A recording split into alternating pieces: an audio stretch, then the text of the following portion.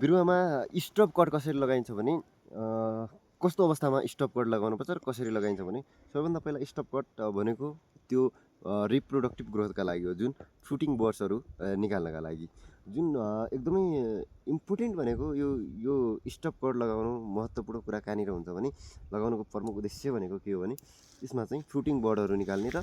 पछाडि जुन ब्लाइन्ड सुट्सहरू छन्, के अरे ब्लाइन्ड वुड भन्छ नि, जुन पछाडि चाहिँ सुट नभएको बर्ड नै नभएको जुन ब्रान्चेस छ। जस्तै यहाँनिर कुरा गर्नु, यहाँनिर जुन यहाँ सुट कुनै पनि छैन नि त, यहाँनिर कुनै पनि फ्रुटिङ बर्ड्सहरू छैनन्, यसलाई बर्ड नै छैनन्, फ्रुटिङ बर्ड नै छैन होइन।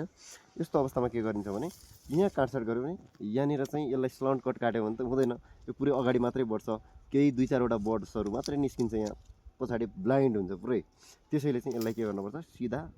स्टप कट हान्यो भने जुन बिरुवा खाद्य तत्त्व चाहिँ आउँछ यहाँ रोकिन्छ, यहाँबाट ब्याक जान्छ, फेरि ब्याक गयो भने सब सुट्सहरू चाहिँ रिप्रोडक्टिभ ग्रोथका लागि रेडी हुन्छन्।